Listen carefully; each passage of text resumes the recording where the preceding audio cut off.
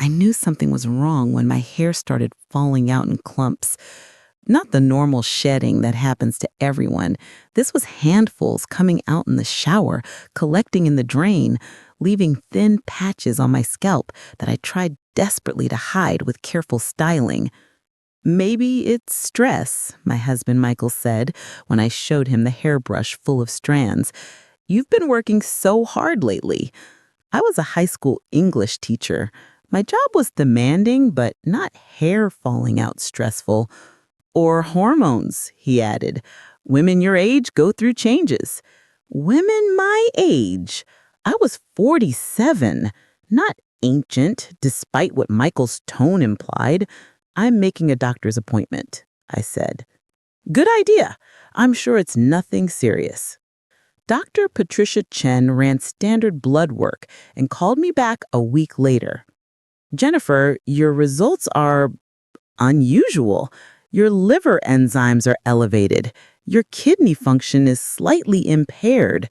Have you been taking any new medications, supplements, anything different? No, nothing. Drinking more than usual? Maybe a glass of wine with dinner, same as always. I'd like to run more comprehensive tests. These numbers suggest potential toxic exposure, but I can't pinpoint the source. Toxic exposure? Like what? Could be environmental, mold in your house, contaminated water, exposure to chemicals at work. She paused. Or it could be something you're ingesting without realizing it. The hair loss, the elevated liver enzymes, the constant fatigue and nausea I'd been attributing to getting older. Suddenly it all felt sinister. What do I do? Come back next week for more tests. In the meantime, keep a detailed food and symptom diary. Write down everything you eat, drink, and how you feel. Let's see if we can identify a pattern. I started the diary that night. Wrote down my dinner, chicken breast, roasted vegetables, glass of white wine, symptoms, mild nausea, headache, extreme fatigue. The pattern would take 2 more weeks to emerge, but when it did, it would destroy my marriage and nearly destroy me. Michael and I had been married for 22 years.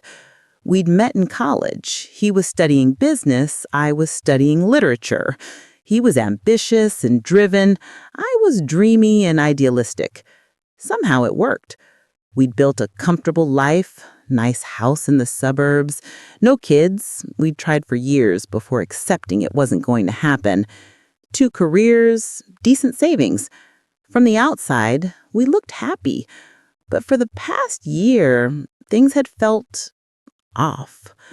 Michael had become distant, distracted. He traveled more for work, or so he said, stayed late at the office, checked his phone constantly. Classic signs of an affair, my friend Rachel had said. But when I'd confronted him, he denied it vehemently. I'm not cheating, Jen. I'm just stressed about work. The company's going through restructuring. I'm fighting to keep my position. I'd wanted to believe him, so I had. Even as my health deteriorated, even as the hair loss got worse, the fatigue more crushing, the nausea constant, even as I started waking up in the middle of the night, dizzy and disoriented, feeling like my body was shutting down, I had attributed it all to stress, to age, to bad luck. Until Dr. Chen called me with results from the comprehensive testing. Jennifer, I need you to come in immediately. Don't eat or drink anything until we talk. And this is going to sound strange, but is there any possibility someone could be poisoning you? My blood went cold. Poisoning me? That's insane. Your toxicology screening came back positive for ethylene glycol. It's a component in antifreeze. Antifreeze? How would I have antifreeze in my system? That's what we need to figure out. Small doses over time can cause exactly the symptoms you've been experiencing: hair loss, organ damage, neurological issues. Jennifer, if this continues, it will kill you. I sat in my car outside the doctor's office, hands shaking on the steering wheel, trying to process what I just heard. Someone was poisoning me with antifreeze. Not an environmental toxin, not an accident. Someone was deliberately, slowly killing me. The question was, who? I didn't go home right away.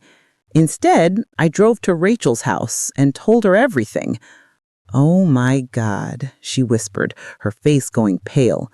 "Jennifer, you know who has access to antifreeze, who has access to your food and drinks, who benefits from you dying. Don't say it." "Michael. He's my husband. He's been acting weird for a year, distant, secretive, and you've been getting sicker for exactly the same amount of time." Rachel grabbed my hands. "Jen, I know this is hard to hear, but you need to consider the possibility that Michael is trying to kill you. That's insane. Why would he want me dead?" "I don't know. Money? Another woman? Does he have life insurance on you?" I thought about it. "Yes, we both have policies, $500,000 each. We took them out when we got married." $500,000. That's a good motive. But Rachel, he'd be the obvious suspect if I died. The husband is always the first person police investigate. Unless your death looks natural. Think about it. You've been to the doctor repeatedly. You have documented health issues. If you died, they'd probably attribute it to organ failure, natural causes, especially if the poisoning was gradual enough that it looked like progressive illness. I felt sick, sicker than the poison had made me. What do I do? First, you don't go home. Not tonight. You stay here. Second, we call the police and report this. Third, we figure out how to prove it's Michael. The police need evidence. I can't just accuse my husband of poisoning me because I have antifreeze in my system. It could have been accidental contamination. For months? Causing progressive symptoms? No. Rachel was already pulling out her phone. "We're calling the police, now." Detective Sarah Morrison came to Rachel's house that evening.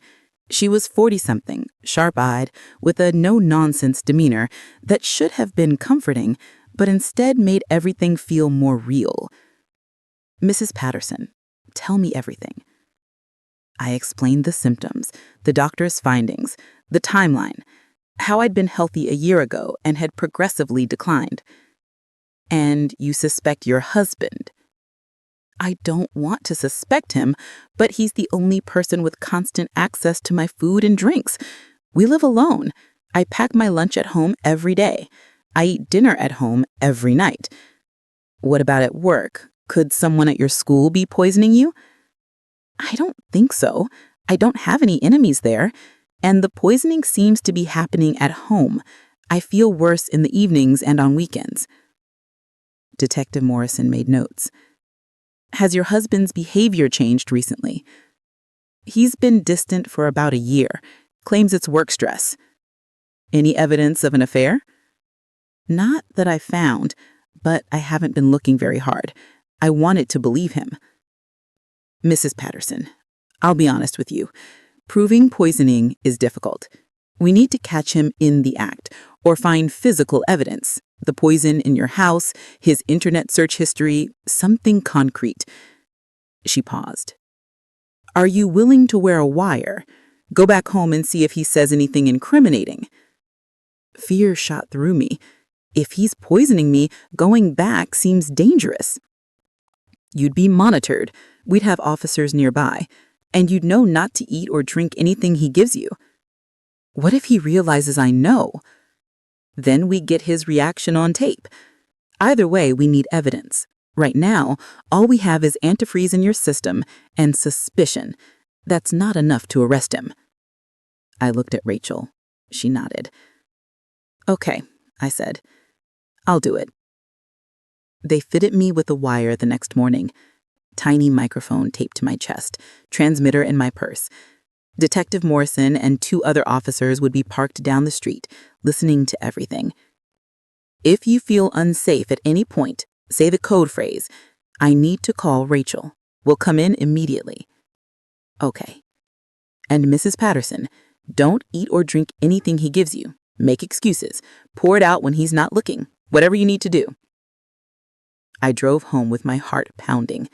Michael's car was in the driveway. I'd texted him that morning saying I'd stayed at Rachel's because I wasn't feeling well and didn't want to disturb his sleep. He'd responded, "Feel better, babe. I'll make you soup when you get home." Soup that he could easily poison. I walked into the house on shaking legs. "Jen, you're home." Michael appeared from the kitchen, concern on his face. "How are you feeling?" "Exhausted. Dr. Chen wants to run more tests. My liver enzymes are really high." "That's worrying, but I'm sure they'll figure it out." He guided me to the couch. "You rest. I'll bring you that soup." He disappeared into the kitchen. I heard him moving around, heating something on the stove. This was my husband of 22 years, the man I'd built a life with, the man I loved. Was I really accusing him of trying to kill me? He returned with a mug of soup and the glass of water. "Here, this should help you feel better." I took the mug but didn't drink. "Actually, my stomach's really unsettled. I don't think I can eat yet." "You need to try. You haven't eaten all day." "Maybe in a bit." He frowned but didn't push. Instead, he sat beside me, putting his arm around my shoulders. "Jen, I'm worried about you. You've been so sick lately. Maybe we should consider the Mayo Clinic, get a second opinion from specialists." "Maybe." "I just want you to be okay. I can't imagine losing you." The words should have been comforting. Instead, they felt like lies. After he left the room, I poured the soup into a tissue, wrapped it carefully, and put it in my purse. Evidence for the police to test. The pattern continued for 3 days. Michael made me meals I didn't eat, brought me drinks I poured out, expressed concern that felt increasingly performative. And I documented everything, wearing the wire, collecting samples, gathering evidence. On the 3rd night, I pretended to be asleep on the couch. Michael came in, saw me sleeping, and made a phone call. I kept my eyes closed and listened. "She's getting worse," he said quietly. "The doctor called about her liver numbers. I think it's almost done." Silence as the other person spoke. "I know, we agreed to wait until after the anniversary, but maybe we should move things along. What if they figure it out?" More silence. Okay. 2 more weeks. Then we celebrate our anniversary, and a week later it'll all be over. She's deteriorating fast anyway. The doctor said her organs are failing." I lay there, barely breathing, terror coursing through me. My husband was on the phone with someone, discussing my death like it was a business transaction. 2 more weeks. Then our 22nd anniversary.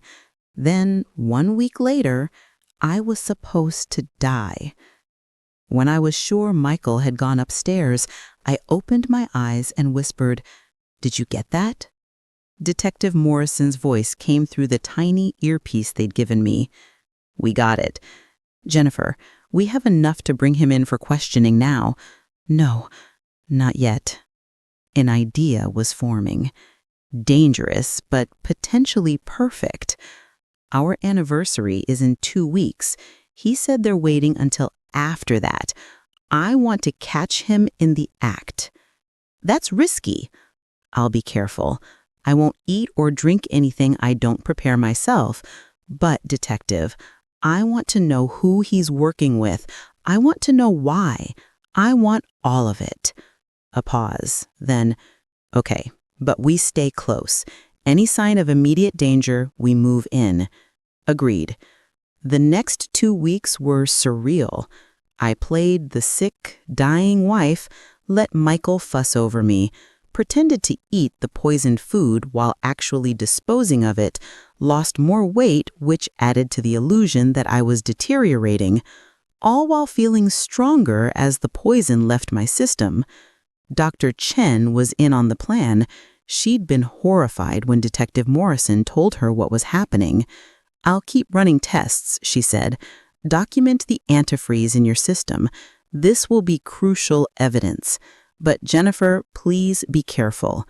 "I will." I also did something else, hired a private investigator to follow Michael. Her name was Linda Torres, and she was worth every penny. Within a week, she'd identified Michael's accomplice, Vanessa Chen, a woman who worked in his office, 32 years old, attractive, ambitious, and, according to Linda, having an affair with my husband for the past year. They meet at her apartment twice a week. They've been looking at houses together, expensive houses, bigger than what Michael could afford on his salary alone. But he could afford it with $500,000 of life insurance money. Exactly. So that was the motive. Not just money, a new life with a younger woman, and I was the only thing standing in the way. "There's something else," Linda said. "I pulled Vanessa's background. She was engaged once before. Her fiancé died in a car accident 3 years ago. That's unfortunate. It would be, except the accident was suspicious. Brake lines were cut, but there wasn't enough evidence to prove it wasn't mechanical failure. Vanessa collected a life insurance payout, $200,000. My blood ran cold. She's done this before. I think she's a black widow. And I think she's convinced Michael to help her kill you so they can be together and collect your insurance money." Oh my God. "Jennifer, this woman is dangerous. Maybe more dangerous than Michael. You need to be very, very careful." Our anniversary arrived on a Saturday in October. 22 years. More than half my life spent with a man who was trying to kill me. Michael had made reservations at Riverside Inn, the nicest restaurant in town, the same place where he'd proposed 22 years ago. "I wanted tonight to be special," he said, helping me into my coat. "A celebration of us, of everything we've been through together, including the year you spent poisoning me, I thought, but didn't say." I wore a wire, of course. Detective Morrison and her team would be at the restaurant, at nearby tables, watching everything. "I also wanted to do something romantic," Michael continued as we drove. "So I ordered a special anniversary wine, your favorite, that French Chardonnay you love. It's expensive, but you deserve it." Wine that he'd pre-ordered, that would be sitting at our table, ready to drink. Wine that would almost certainly be poisoned. "That's so thoughtful," I said, my voice steady despite the fear coursing through me. At the restaurant, we were seated at a corner table with the view of the river, candlelight, white tablecloths, classical music playing softly. Romantic. Perfect. Except for the murder plot. The wine was already there as promised. 2 glasses and an expensive-looking bottle in an ice bucket. I opened it to let it breathe. "I hope you don't mind." "Of course not." He poured carefully, filled my glass first, then his own. I watched his hands, watched for any additional movement, any indication that he was adding something to my glass. But he didn't need to. The wine itself was already poisoned. I was sure of it. "To 22 years, Michael said, raising his glass, "and to many more." Lies. In a week, he expected me to be dead. "To us," I said, raising my glass to meet his.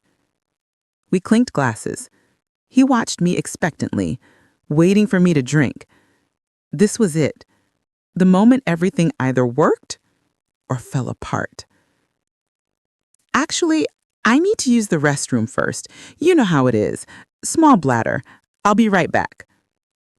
Annoyance flashed across his face, quickly masked. Of course. I'll wait. I walked to the restroom, my heart pounding. In the stall, I texted Detective Morrison. Wine is poisoned. Switching glasses now. Be ready. Her response, officers in position. We'll move in on your signal. I returned to the table. Michael was on his phone, typing something. He looked up as I approached, smiling. Ready to celebrate? Absolutely. I sat down, took a breath, and then, as casually as possible, I reached for his glass instead of mine. Wait, Michael started, but I was already drinking. Not much, just a sip. Enough to make the switch look accidental. Oh, sorry, I grabbed the wrong one, I laughed, picking up the other glass, the one that had been mine, that he'd poured first. This one's mine. I set it in front of him. Now the poison glass was his. Michael stared at the glass like it was a snake. What's wrong? I asked innocently. Nothing. That was my glass. Does it matter? It's the same wine. I know, but... He trailed off, clearly panicking. Michael, are you okay? I'm fine. Just let's order food. He wouldn't drink from the glass, just kept moving it around on the table, avoiding eye contact. The waiter came. We ordered. Michael kept checking his phone, his leg bouncing under the table. Is something wrong? I asked. No, everything's perfect. Then why aren't you drinking your wine? You ordered that expensive bottle specifically. We should enjoy it. I will, in a minute. Michael, I looked at him directly. Why won't you drink your wine? I told you, I will. No, you won't. Because you know what's in it, don't you? His face went white. What are you talking about? The antifreeze, Michael. The poison. You've been giving me for a year. It's in that wine, isn't it? You're crazy. Am I? Then drink it.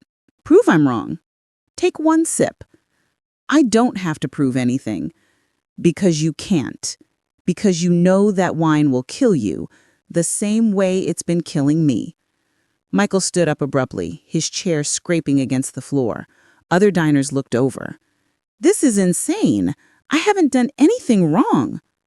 Sit down, Michael. Detective Morrison appeared at our table, badge out. 2 uniformed officers stood behind her. Michael Patterson, I need you to come with me. We have some questions about your wife's illness. Michael's eyes darted around, looking for escape, finding none. This is insane. I haven't done anything wrong. Then you won't mind answering our questions. And you won't mind if we test that wine glass. She picked up his glass with gloved hands, sealed it in an evidence bag. Michael lunged for her, trying to grab the bag. That was all the excuse the officers needed. They had him in handcuffs within seconds. Michael Patterson, you're under arrest for attempted murder. You have the right to remain silent. As they read him his rights and led him away, Michael looked back at me. Not with remorse, not with love, with pure hatred. This isn't over, Jennifer. Yes, I said calmly. It is. Vanessa Chen was arrested at her apartment 2 hours later. She tried to run, made it 3 blocks before police caught her. In her apartment, they found antifreeze, internet search history about untraceable poisons, text messages with Michael planning my death. Just a few more weeks, she had written, then we'll have enough money to start over. New house, new life, everything we've dreamed about. I can't wait, Michael had responded. Jennifer's almost gone anyway. Her organs are failing. The doctor said she doesn't have long. Perfect, Vanessa wrote. Just make sure she drinks the anniversary wine. That'll finish it. Then we're free. They'd even picked out a house, put in an offer, pending upcoming funds. The upcoming funds being my life insurance payout. The trial was 6 months later. By then, I'd recovered physically. My hair was growing back, my liver function had returned to normal. Dr. Chen said I was lucky. Another 2 weeks of poisoning and the damage would have been permanent. I testified for 2 days, described the symptoms, the progressive illness, the fear when I learned I was being poisoned, the horror of realizing my husband was trying to kill me. And when you switched the wine glasses, the prosecutor asked, what was your intention? To prove he'd poisoned it. If the wine was safe, he'd drink it without concern. But if it was poisoned, he wouldn't touch it. I looked at Michael, sitting at the defense table. He refused to drink it because he knew it would kill him, the same way it's been killing me. The toxicology report on the wine showed lethal levels of ethylene glycol. A single glass would have caused organ failure within hours, death within a day or two.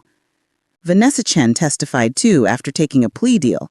She admitted to providing the antifreeze, to planning the murder, to convincing Michael that I was the only thing standing between them and happiness. It was supposed to look like natural causes, she said flatly. We'd been careful, small doses over time, building up toxicity gradually. If she'd drunk the anniversary wine, she would have died and nobody would have questioned it. They just think her illness finally caught up with her. And what about your previous fiancé? The prosecutor asked. The one who died in a suspicious car accident? I don't know what you're talking about. You collected $200,000 in life insurance when he died. That was an accident. The police investigated and found nothing. Because you're good at this. You've done it before. Michael Patterson wasn't your first victim.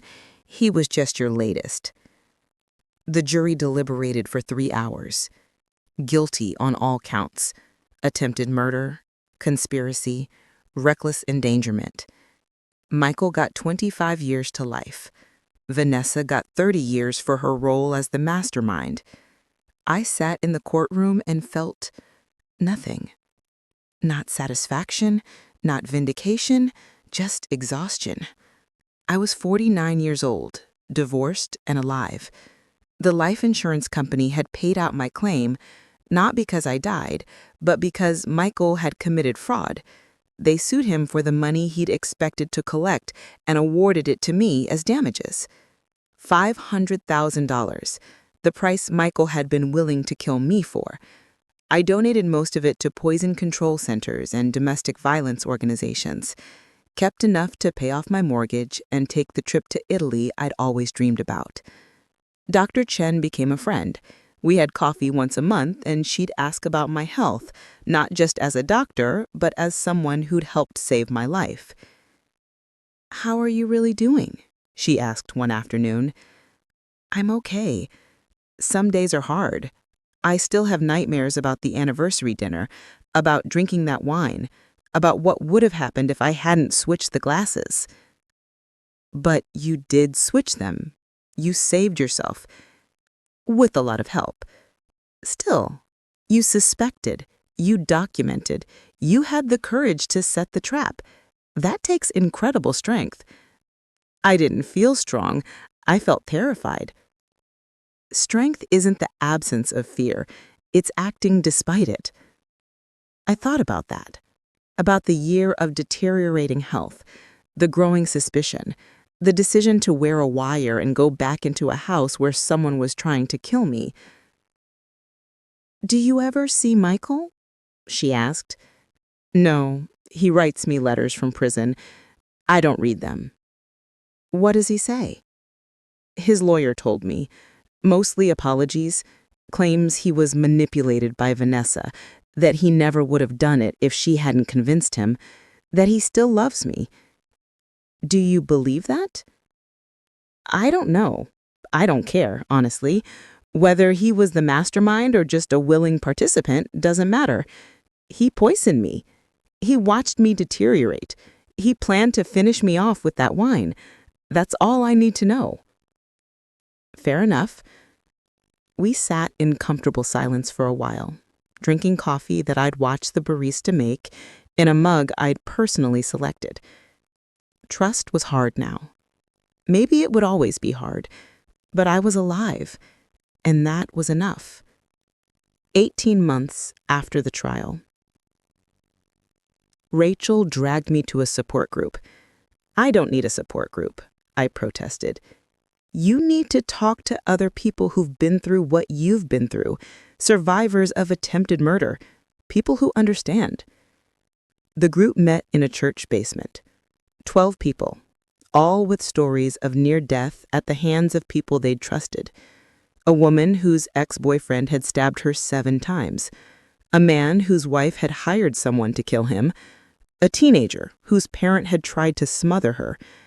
And me, the woman whose husband had slowly poisoned her for a year. When it was my turn to speak, I told the whole story. The symptoms, the diagnosis, the anniversary dinner, the glass switch. How did you know to switch the glasses? Someone asked. I didn't know for sure, but I knew the wine was the final dose, the thing meant to kill me, and I knew Michael wouldn't drink it if he knew what was in it. So I forced his hand. That's brilliant. It was desperate. If I'd been wrong, I have looked insane. But I wasn't wrong. After the meeting, a woman approached me. She was maybe 60, with kind eyes and gray hair. I'm Margaret. I was in a similar situation 15 years ago. My husband was poisoning me with rat poison. How did you survive? I got suspicious when my dog died. Same symptoms I was having. I realized the food was poisoned and stopped eating anything he prepared. Then I went to the police. She smiled. It takes incredible courage to do what you did, to set that trap, to face him at that dinner. Thank you. What are you doing now? Are you rebuilding? Trying to. It's hard.